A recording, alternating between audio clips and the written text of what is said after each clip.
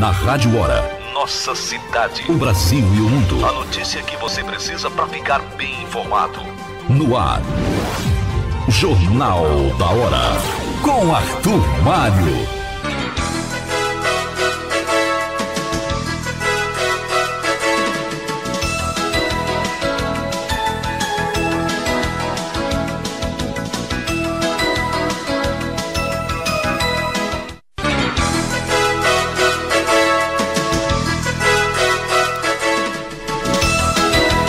Olá, bom dia, pontualmente 7 da manhã, terça-feira, 3 de setembro de 2019.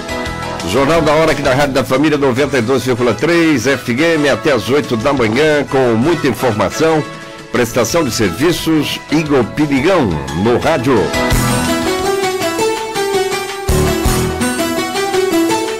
Com o Marco Antônio Marrom aqui na Central Técnica, nas redes sociais, gerando imagens.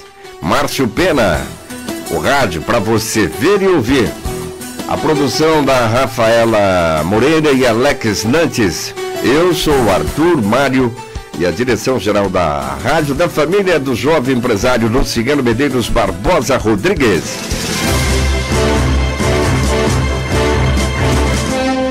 Sete horas, 1 minuto, 7:01, comemora-se hoje, 3 de setembro, dia da Guarda Civil e dia do Biólogo. Conferindo agora os destaques do dia.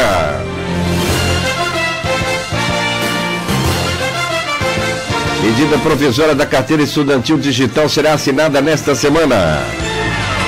Ex-governadores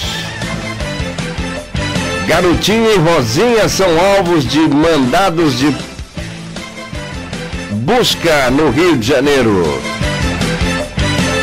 Governadores da Amazônia Oriental entregam sugestões ao ministro Onyx Lorenzoni. Presidente Bolsonaro diz que vai vetar 9 pontos do projeto de abuso de autoridade. Contrato de concessão das águas Guariroba em Campo Grande volta a valer até 2060. Para defender a Amazônia, o presidente Bolsonaro diz: vou comparecer à ONU, nem que seja de cadeira de rodas.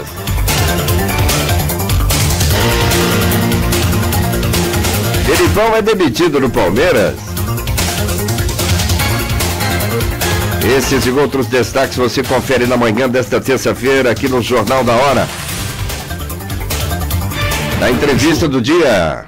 Hoje vamos conversar com a Helenice Cristaldo, supervisora de comunicação do IBGE, os principais indicadores da economia, no social, aqui no Jornal da Hora desta terça-feira. Jornal da Hora. Com Arthur Mário.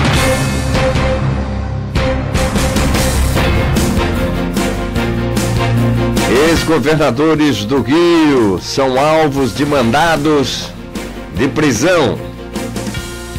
Os ex-governadores Antony Garotinho e Rosinha Mateus são alvos de mandados de prisão da 2ª Vara Criminal da comarca de Campos dos Goitacazes, no norte fluminense, na manhã desta terça-feira. O casal e outras 3 pessoas são suspeitos de participação em um esquema de superfaturamento em contratos celebrados entre a Prefeitura de Campos e a construtora Odebrecht. A ação, deflagrada pelo Ministério Público do Estado do Rio de Janeiro e a Coordenadoria de Segurança e Inteligência, visa cumprir mandados de prisão e de busca e apreensão contra os ex-governadores e contra Sérgio dos Santos Barcelos, Ângelo Alvarenga Cardoso Gomes e Gabriela Trindade Quintanilha. A ação foi batizada de Secretum Domus e os mandados são cumpridos no Rio de Janeiro e em Campos dos Goitacazes. A denúncia foi formulada a partir de investigações sobre superfaturamento em contratos celebrados entre a Prefeitura de Campos e a construtora Odebrecht para a construção de casas populares nos programas Morar Feliz e Morar Feliz 2, durante os 2 mandados de Rosinha como prefeita entre os anos de 2009 e 2016. O esquema veio à tona após declarações prestadas ao Ministério Público Federal por 2 executivos da Odebrecht. De acordo com a delação, dentro da Operação Lava Jato, Os denunciados, Leandro Andrade Azevedo e Benedito Barbosa da Silva Júnior, deram detalhes do esquema entre o município de Campos e a empreiteira. Somadas, as licitações ultrapassaram o valor de R$ 1 bilhão custeados pelos cofres públicos municipais. Segundo o Ministério Público, as contratações foram superfaturadas e permeadas pelo pagamento frequente de quantias ilícitas em espécie em favor dos dois ex-governadores.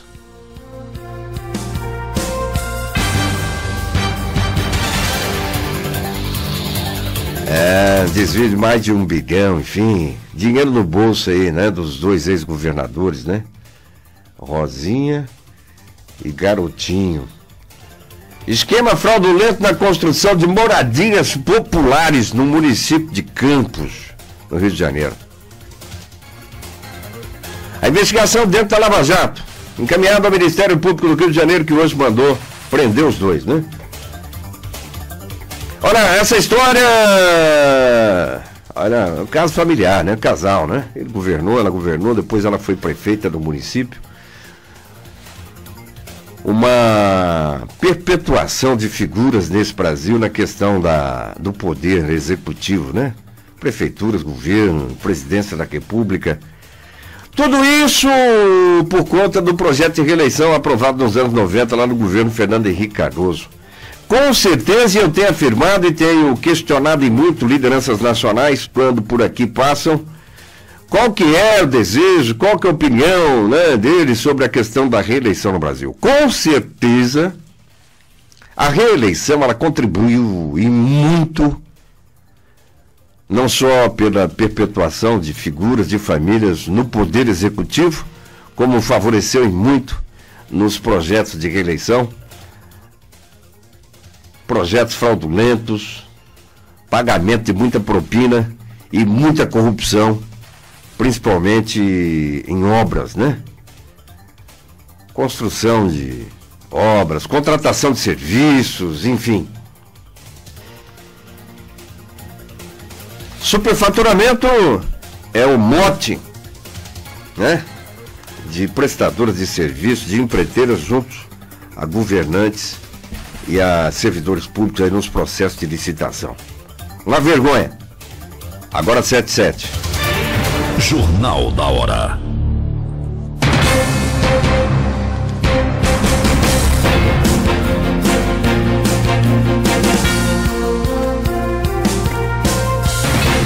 Contrato da Águas Guariroba volta a valer até o ano de 2060.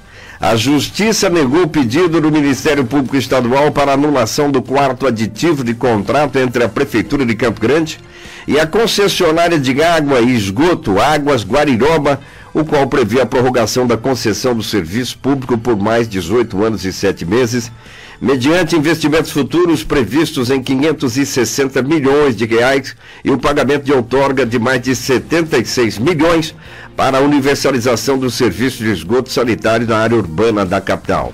Na avaliação do Ministério Público, a prorrogação de contrato de concessão de serviços sem prévia licitação contraria o artigo 175 da Constituição Federal. Além disso, de acordo com a argumentação, 3 dias antes as partes já haviam feito outra alteração, prorrogando o contrato em mais de 11 anos e 3 meses sob o argumento de que era necessário para o reequilíbrio econômico-financeiro. Desse modo, o quarto aditivo não se justificaria e contraria os princípios da legalidade, da moralidade e da razoabilidade. Os aditivos 3 e 4 foram concedidos entre 23 e 26 de abril de 2012.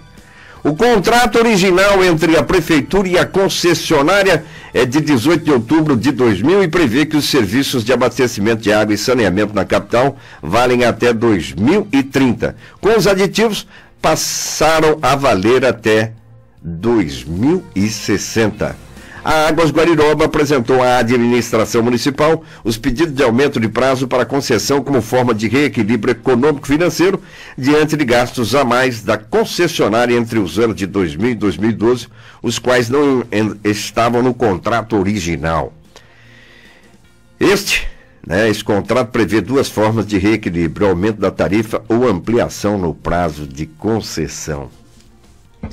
É um contrato também muito criticado aí, alguns vereadores aí, em gestões anteriores também baterem muito nesta questão aí da terceirização do serviço de água e esgoto em Campo Grande. Agora 7h10. Na economia, vamos para o Giro Rural com Humberto Ferretti.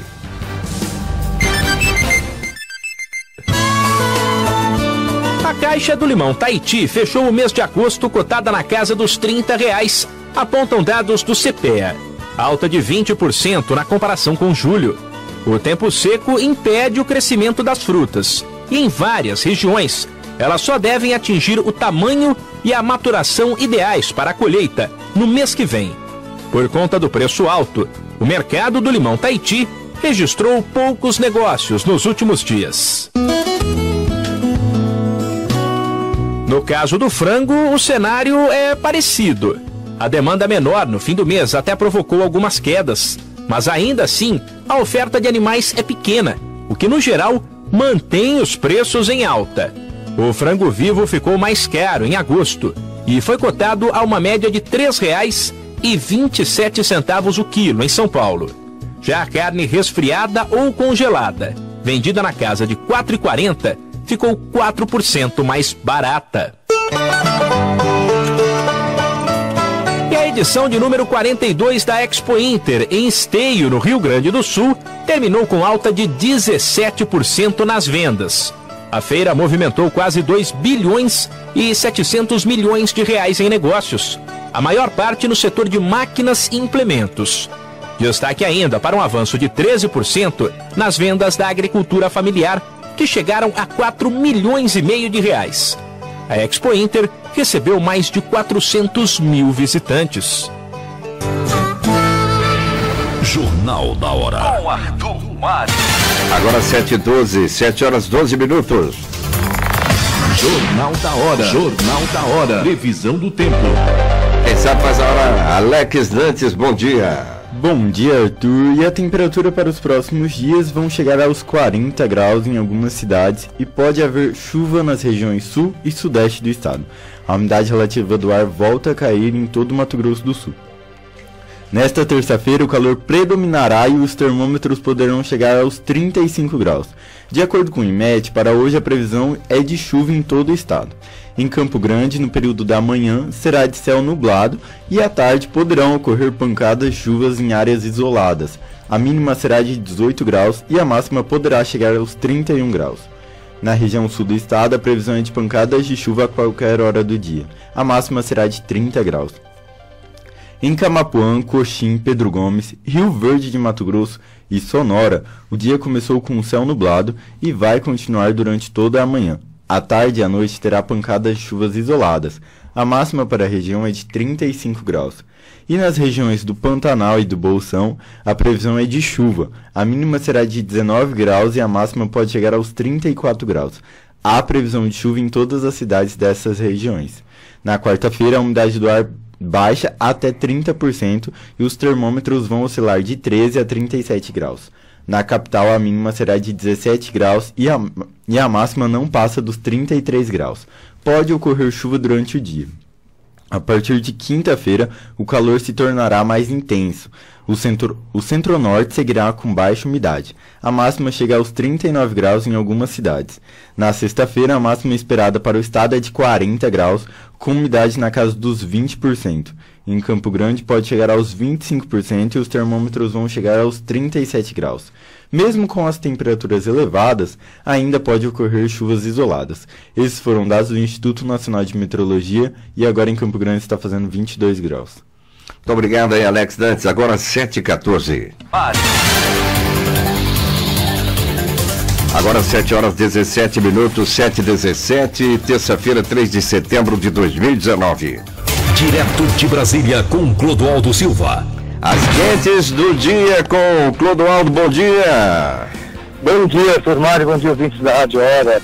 Aqui em Brasília, essa semana, o que vai predominar é a questão da pauta econômica, que nós continuamos esse debate para tentar fortalecer, né, reavivar a economia brasileira, o Congresso não definiu, né, está definido ainda, porque vai ter reunião de líderes hoje à tarde, uma pauta econômica. Então, o que está previsto, né, é a votação sobre a cessão onerosa, que gera recursos para os estados e municípios, discutir-se, né, a Previdência, que continua na CCJ do Senado, e também a LDO, que é a Lei de Diretrizes Orçamentárias, que define o orçamento do próximo ano.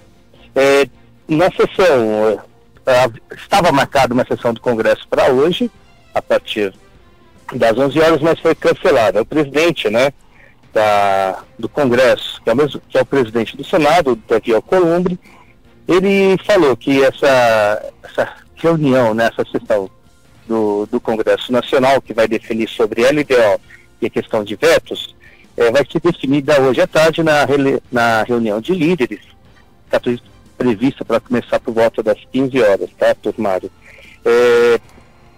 Esse cancelamento, né, passa por um embate que está envolvendo o presidente Jair Bolsonaro e o Congresso.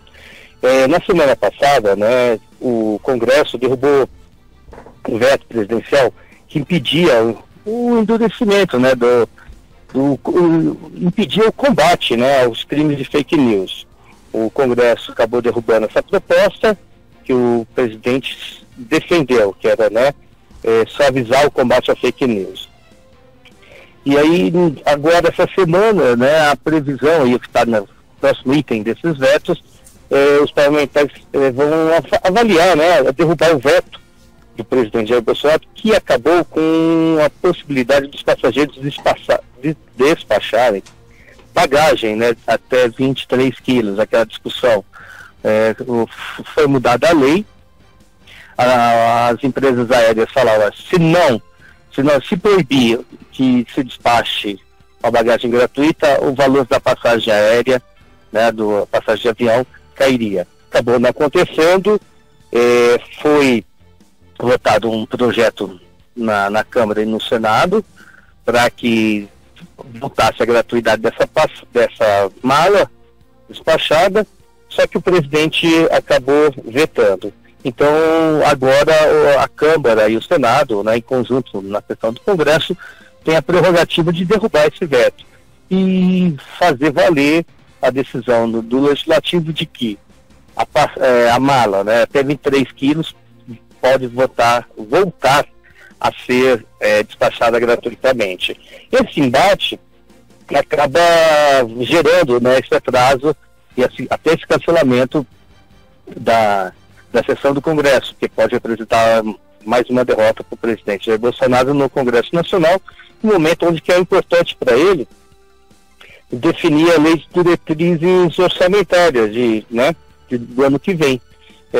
O grande passo da LDO está sendo a questão, né, o fundo eleitoral e a liberação de emendas, né, que a liberação de emendas que o governo começou a fazer para atender para que os deputados e senadores possam atender sua base e dessa maneira fortalecer, né, a sua candidatura, se ele for candidato a alguma coisa, e justificar a sua participação aqui em Brasília no Congresso Nacional. Então, a LDO é outro assunto que está previsto na sessão do Congresso, por falta de consenso, ainda não, os líderes vão definir hoje à tarde o caminho que vão traçar em relação a esse assunto que envolve todos nós, porque é a LDO que define como o governo vai investir dinheiro a partir do ano que vem. Houve um embate nas redes sociais entre o presidente, né, e alguns parlamentares, porque a lei orçamentária, né, prévia previa 1 bilhão e 700 para o fundo partidário. Na LDO, né, o relator da LDO, o deputado Cacá Leão, ele havia sugerido no relatório dele que esse valor fosse para 3 bilhões e meio, né? É um dinheiro que beneficia os partidos para as campanhas. Aí depois de muito debate, muitas discussões, né, acaloradas, críticas, o valor ficou reduzido, né? E deve ficar em torno de 2 bilhões e meio para o fundo partidário. É uma preocupação, porque no momento em que a saúde e a educação tem problema e o governo está fazendo cortes, você aumentar o fundo partidário, você tem que tirar dinheiro de algum lugar, né? É aquela história, receita e despesa, né? Ela tem que bater, a contabilidade, e essa grande preocupação é porque esse embate tão grande. E outro assunto, até eu comentei na semana passada, Sr. Mário, que eu acho que é importante retomar, que é a questão da cessão onerosa. A cessão onerosa é um direito que os estados e municípios vão ter com a renegociação do pré-sal. E é interessante, porque era para ser votado semana passada no Senado Federal, mas em virtude também, né, desse embate, como que ficaria a LDO, do fundo partidário, acabou, né, não se concretizando. Aí essa semana a sessão onerosa, que é uma PEC, ela retorna para votação, para debate, e ela deve, né, e para Mato Grosso do Sul, essa sessão onerosa é importante, eu até reforço, que ela pode gerar uma receita de mais de 200 milhões, chegando quase a 300 milhões para o governo do estado e os municípios. A previsão, a previsão é em torno de 185, 190 milhões para o governo do estado. É um dinheiro que vem sem contrapartida, sem compromissos de investimento, assim que a gente chama recursos carimbados. É um dinheiro muito bom para atender o estado, viu, Tornário? É bacana. O dinheiro é fundo perdido, não é? 100% isso. Sem devoluções ao governo, não é empréstimo, nada, em função dessa burocracia toda, enfim, e dos grandes questionamentos que se faz, né? Principalmente o setor produtivo, quem arrecada, quem manda dinheiro para Brasília e a demora para voltar. Então, desta feita, portanto, está em processo acelerado essa votação, então, Clodoaldo? Isso é a prioridade. E como é um texto que já estava tramitando, se o Senado, o plenário do Senado aprovar, porque estava na pauta semana passada, está previsto de novo essa semana, que é a PEC 98/2019. Se votar, ele já poderá ser promulgada. O próprio Congresso promulga e você já torna efetivo. Então, ainda o governo do estado e os municípios podem receber esse valor, né? Os Mato Grosso do Sul, em torno de 300 milhões. É o dinheiro que viria, né, nesse momento onde a economia está parada, o repasse do FPE, Fundo de Participação do Estado, e Fundo de Participação dos Municípios, tem reduzido. Então, eu acho que seria muito interessante o Congresso, né, o Senado, conseguir aprovar essa proposta e o governo, os municípios, os prefeitos terem dinheiro para executar as obras, né, atender a população. Acho que todo mundo que paga imposto quer o retorno, né? Nós pagamos, nós queremos o quê? Educação, saúde e que as ruas, a infraestrutura que nos ofereçam, né? Que o Estado nos ofereça seja muito boa. Oi, desculpa. E Brasília é o grande espaço para todo mundo dar um grito, né? O país todo se manifesta, enfim. Tem a questão aí das manifestações em defesa das empresas públicas, ou seja, o tema privatização no governo Bolsonaro começa a ter contestações por aí?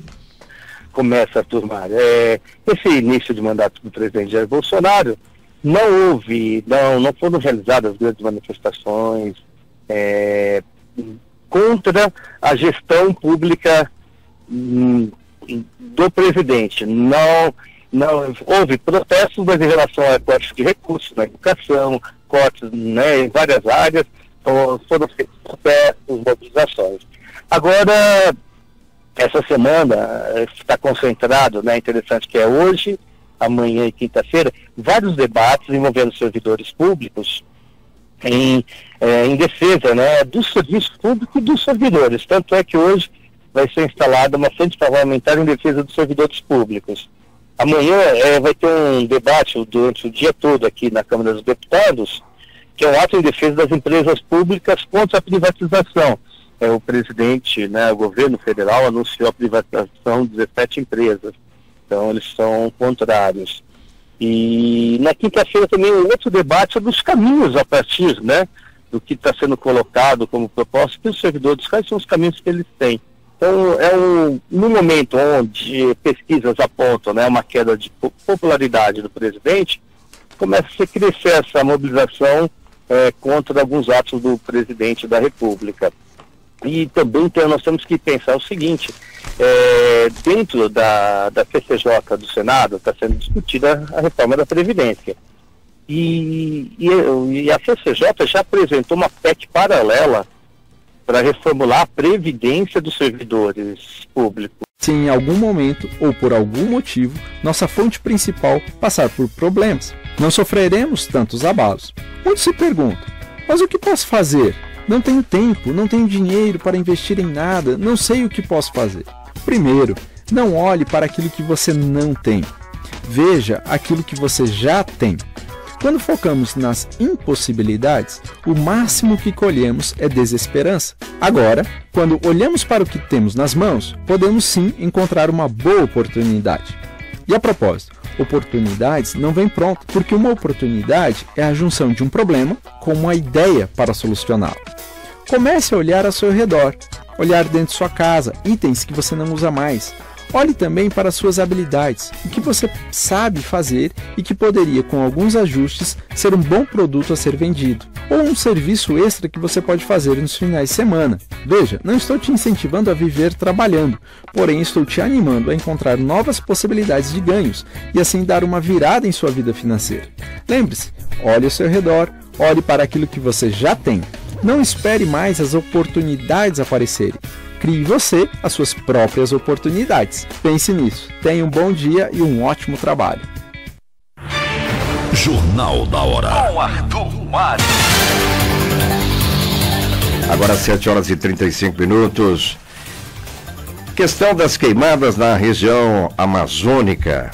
O presidente Bolsonaro declara: vou comparecer à ONU nem que seja em cadeira de rodas.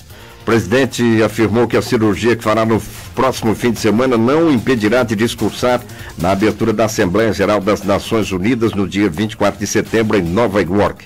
Se for preciso, Bolsonaro disse que irá até de cadeira de rodas ou de maca, porque quer falar sobre a Amazônia ao restante do mundo. Tradicionalmente, o Brasil abre o evento. Esta será a primeira participação do presidente Bolsonaro como presidente.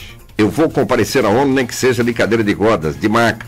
Eu vou comparecer porque eu quero falar sobre a Amazônia. Mostrar para o mundo, com bastante conhecimento, com patriotismo, falar sobre essa área ignorada por tantos governos que me antecederam. Declaração de ontem do presidente. O certo é que nesse vai e vem nos debates envolvendo lideranças mundiais, o G7, relembrando a história de décadas e décadas, a vontade de presidentes que passaram por grandes nações de internacionalizar a Amazônia, isso é verdade sim. Também é verdade que durante os meses de agosto, setembro e outubro, não é só na Amazônia não, queimada no Pantanal, é porque o fazendeiro ele segue aqueles métodos antigos ainda dos seus bisavós, avós, papais, na base de queimar realmente as pastagens. Isso é muito claro. E nesse ano ficou estabelecido pelo governo o corte de verba das ONGs que ocupam vários municípios dos estados na região amazônica. E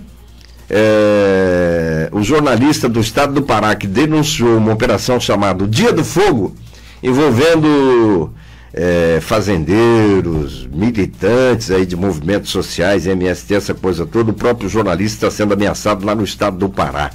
Portanto, o presidente entrou nesta questão e adotando uma série de medidas. Haverá uma reunião dia 6 de setembro entre presidentes num pequeno município da Colômbia, fronteira com o Brasil, envolvendo os presidentes de todos os países aí onde a Amazônia chega. Olha, o assunto queimada nunca foi tão polêmico como neste ano de 2019, doutor Miquimba, bom dia. Bom dia, Arthur Mário, bom dia, ouvintes da Rádio Hora, bom dia, nossa convidada. Polêmico mesmo, eu acho que essa polêmica toda trouxe um grande aval para a gente valorizar um pouco mais a Amazônia. Eu acho que as ideias lá dos países europeus, principalmente o presidente Macron, fez com que o Brasil acordasse para esse problema. Eu acho que a soberania estava em jogo, eu acho que realmente as medidas não foram implementadas agora para diminuir essa catástrofe. Quer dizer, a polêmica, a discussão foi ótima. Você estava falando que o presidente vai... Às vezes a gente não entende, né? Porque que um presidente tem um compromisso internacional dia 21, vai operar dia 10, né? Dia 7 ou 8 aí. Então, será que é falta de planejamento? Será que é oportunismo? Porque não é uma cirurgia grande, é uma cirurgia relativamente dentro da medicina pequena, uma correção de uma hérnia incisional.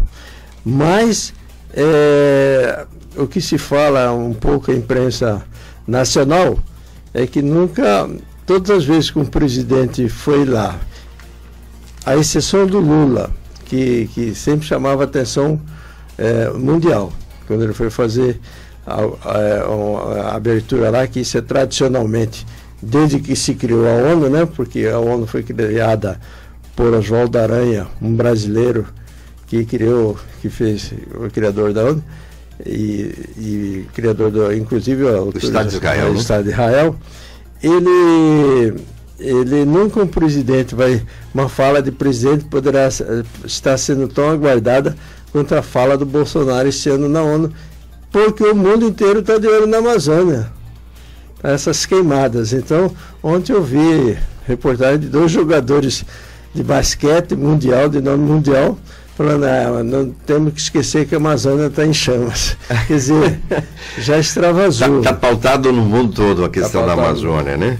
Olha, eu estudei muito esse assunto, não posso deixar de registrar. Semana passada, eu me dediquei a estudar profundamente uma entidade brasileira, a Embrapa.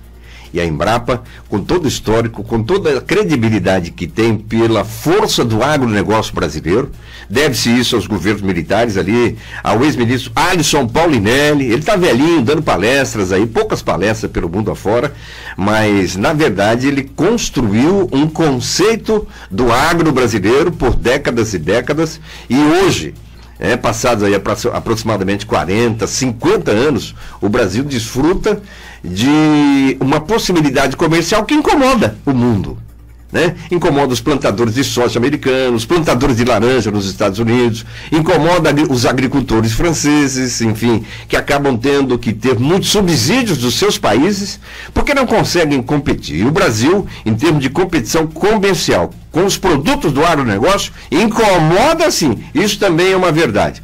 Só para dizer que os dados da Embrapa, numa reunião em Curitiba, um servidor público da Embrapa, um grande professor, apresentou dados que batem com todos os dados das imagens aéreas da NASA. O Brasil e o agronegócio brasileiro preserva muito mais do que qualquer país do G7. Né?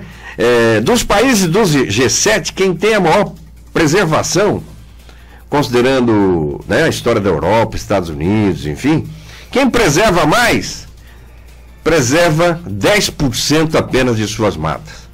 É uma rara exceção que não me lembro qual é o país. A média é 7% ou 4%.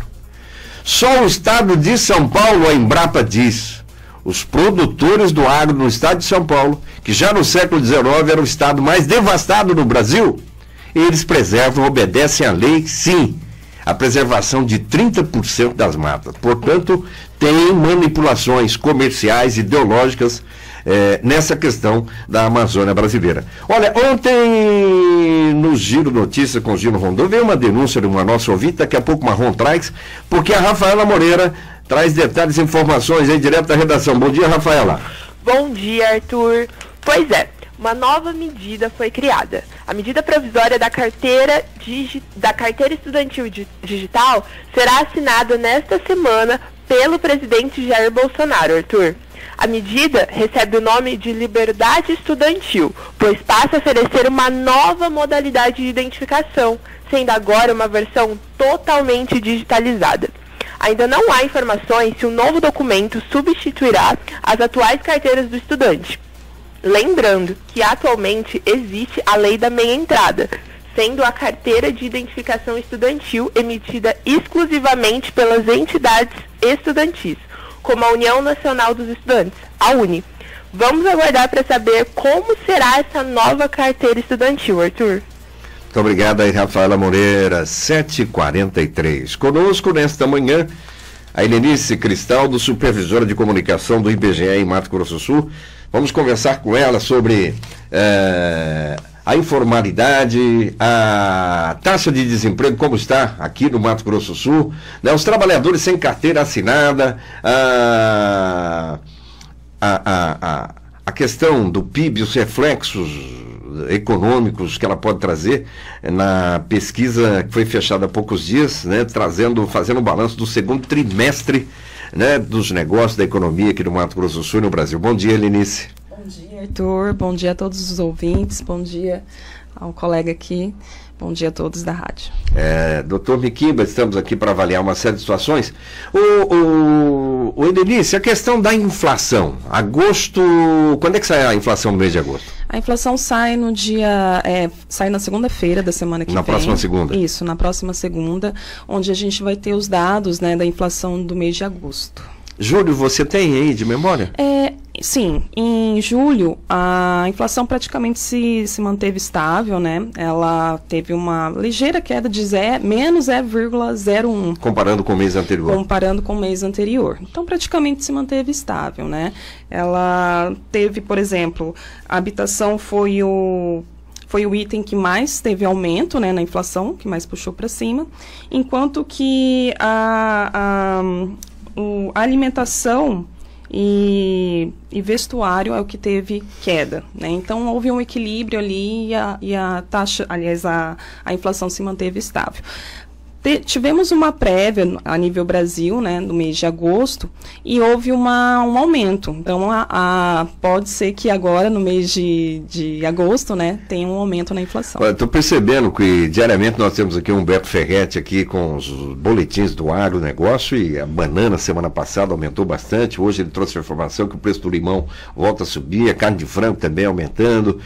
A sensação, né, e essa prévia bate com os informes, pelo menos nos itens alimentícios, né? Exatamente. Vamos aguardar até a segunda, então, não é? E a questão do desemprego, o que você traz aí do balanço do segundo trimestre? Isso, o IBGE divulgou na semana passada dados sobre o mercado de trabalho, né, através da pesquisa PNAD, que é a pesquisa por amostra de domicílios, e revelou que no segundo trimestre de 2019, houve um aumento houve uma diminuição na taxa de desocupação, ou seja, pessoas desempregadas aqui em Mato Grosso do Sul e Campo Grande. Cerca de 15 mil pessoas conseguiram trabalho. 15 mil pessoas no segundo trimestre? Em comparação do primeiro trimestre. Exatamente. Em comparação do primeiro trimestre com o segundo trimestre desse ano. 15 mil pessoas conseguiram trabalho. Doutor Miquimba, olha aí. Lentamente, devagarinho, aquele 0,4 do crescimento do PIB, olha que reflexo que dá aqui, hein? 15 mil. Não, na verdade, é muito lenta, mas é aquilo que nós já debatemos aqui, né?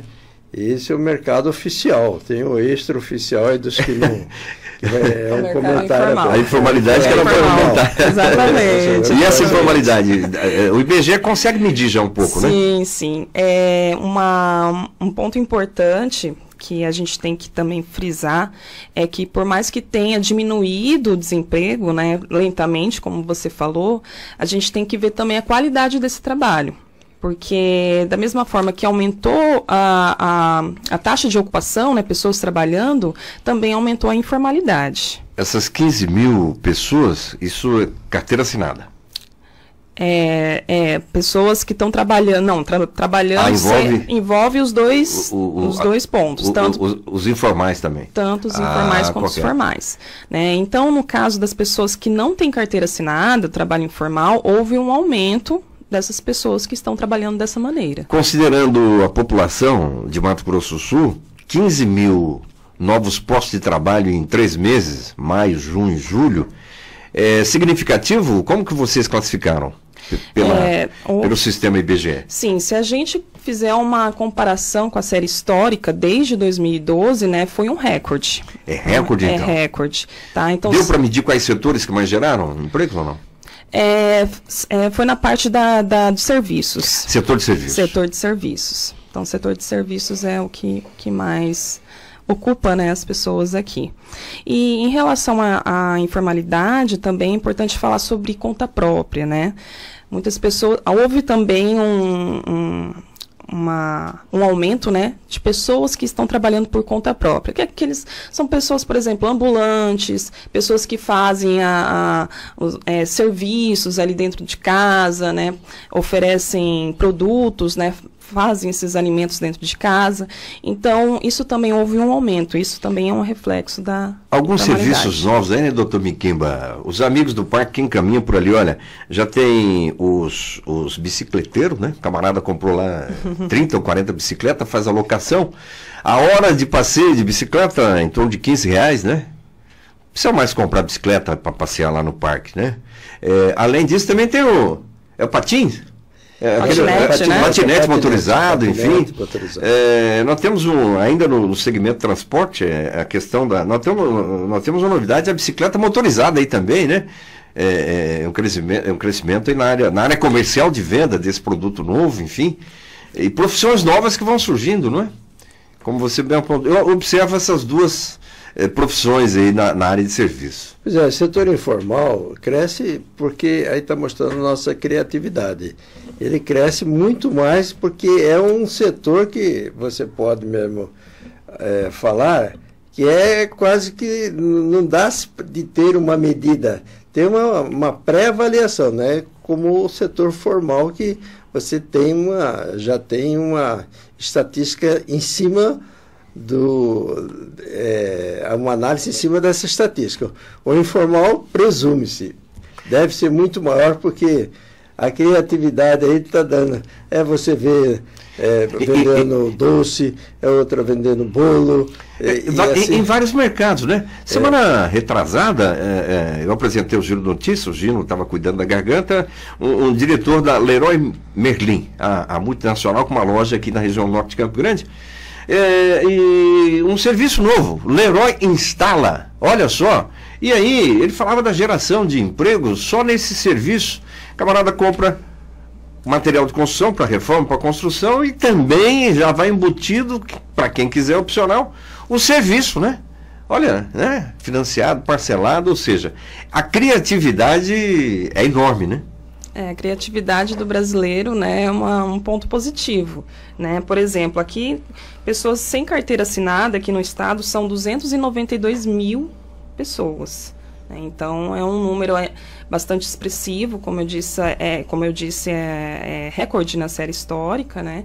E isso é uma indicação, né, de que tem que haver uma melhoria na qualidade de trabalho das pessoas. Esses 292 mil sem carteira assinada representa o que na estatística do desemprego? 17,3%. 17,3%. 17,3% são pessoas no mercado informal. Hoje o número de desempregados, então, no Mato Grosso do Sul é mais de 1 milhão? Não. Não. 292 mil. Não, de pessoas que estão desempregadas, aqui no estado são 120 mil pessoas. Aqui no estado.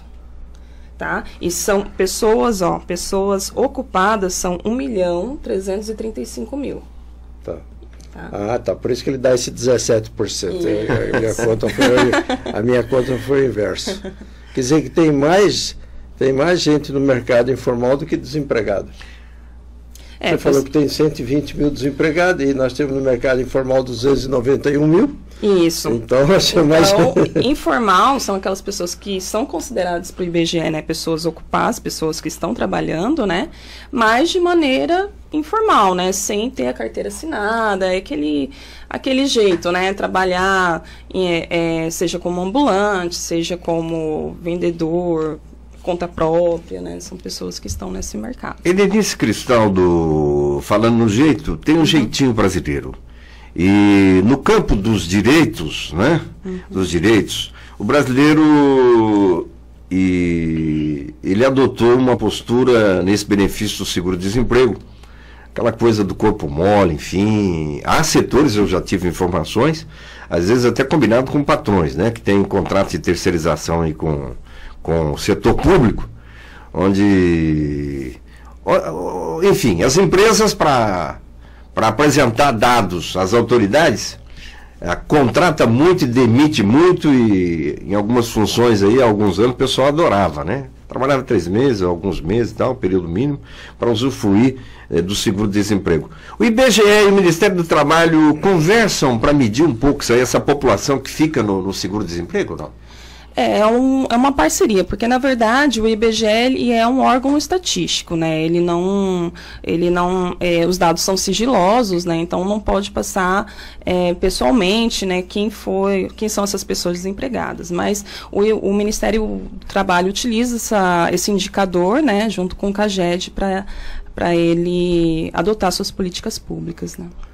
Agora, nessa criatividade do brasileiro, e no caso Campo Grande, por conta, né, de estarmos aqui, a gente acompanha também o interior, municípios, enfim, as regiões, desse percentual, dos 120 mil desempregados, qual que é o percentual de Campo Grande? Aproximadamente quantos mil? Campo Grande é 8%. 8%? 8%. De 120 mil. 8%. Portanto, vocês consideram baixo esse desemprego, então? Não, ainda é alto, 8% ainda é alto. Há um longo caminho a ser percorrido. A menor taxa de desocupação foi em 2014. Foi em 2014 que atingiu níveis de 4%, né? Então a gente está praticamente o dobro, né, daquela época. Mas a questão do interior, então, é onde há o principal gargalho, o sofrimento aí, então, no desemprego no interior, então. Isso, mercado de 92% no interior. Mercado de trabalho no interior, a taxa de desemprego é maior do que na capital. Quando vocês fazem comparações, o que você pode dizer sobre qualidade de vida nas principais regiões e nos municípios, enfim? O IDH, né, que é o índice que calcula, né, a qualidade de vida, né, por exemplo, o Mato Grosso do Sul tem o 9º maior IDH, ou seja, digamos que nós vivemos no estado com a 9ª melhor qualidade de vida aqui do país, né? Nona? Entre as 27... Tá bom, hein, pequena? Bom demais. Bom demais, né? É interessante isso aí, hein? E através do censo demográfico a gente vai poder atualizar nessas informações, né, do IDH. Então, se a gente comparar desde 1991, né, que a gente conseguiu fazer essa comparação, vem aumentando, né, esse índice, a melhora na qualidade de vida. Então, 1991, 2000, 2010, vem aumentando. Vamos aguardar 2020 aí. 7h56. Ontem no Jornal da Hora nós entrevistamos o Procurador de Justiça, Dr. Sérgio Raifucci, declarações bombásticas, críticas aí à gestão em Campo Grande. Ele foi candidato ao Senado no ano passado. Não pode, por ser integrante da Justiça, ainda ser candidato, nem pode estar afiliado. A definição só no mês de março do ano que vem, mas diz que Campo Grande poderia ser mais, e muito mais. Criticou a gestão atual, que se repete as gestões, de modo geral, uma gestão focada apenas e tão somente nas obras, e esquece do ser humano em vários setores. E ontem um ouvinte, no nosso Giro Notícias, apresentado pelo Gino Rondon, trouxe uma pauta que o Marrom coloca no ar nesta manhã. Alô? Boa tarde, 92.1. Escuta, eu queria saber de vocês por que na Alves Pereira tem um posto de saúde e o Marquinhos já está com 2 anos que o Marquinhos não arruma esse posto. A gente tem que passar ponte, que tem traficante na ponta, muito perigoso. A gente veio de arrumar esse posto aqui da Alves Pereira, eles não arrumam. Por que o Marquinhos ele não arruma esse posto aqui da Alves Pereira? A gente tem que correr o risco para ir lá na Pioneira. Então eu pergunto, como essa senhora está aí, ela é da saúde, né? Da saúde. Então eu pergunto, por que o Marquinhos não arruma esse posto da Alves Pereira, que está com 2 anos parado e a gente tem que correr perigo? Uma boa tarde para vocês. Era ouvinte lá no Giro com o Gino Rondon, ele entrevistava 2 senhoras aí da entidade que cuida das crianças autistas, enfim. Foi um programa muito interessante, com algumas cobranças à Câmara, aos setores públicos também, a questão das pessoas especiais. E essa nossa ouvinte lá do Alves Pereira tocou na ferida. Olha, sempre houve reclamações lá dos postos de saúde, ou CEINF, lá no Oliveira, né? Próximo do Conjunto União. Eu desconhecia essa informação aqui do posto de saúde do Alves Pereira, ela colocando a boca no trombone aí, né? O pessoal tem que ir lá para pioneiro, ainda bem que tem a pioneira, né, Miquima? Pois é, eu acho que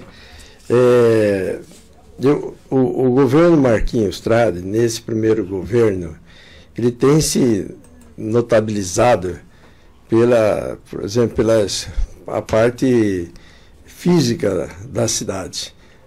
Retomou as obras, melhorou as vias públicas, mas ele, na minha opinião também, concordo com o Sérgio Harfuch, o lado social de Campo Grande está um pouco abandonado.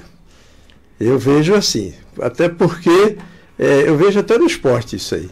Fizeram uma série de obras, recuperaram instalações esportivas, como o ginásio, mas eu vejo o outro lado, assim, o lado humano, o lado social dos projetos um pouco defasado. Tomara que lá no segundo mandato, se ele assim o tiver, ele faça essa correção de trajetória.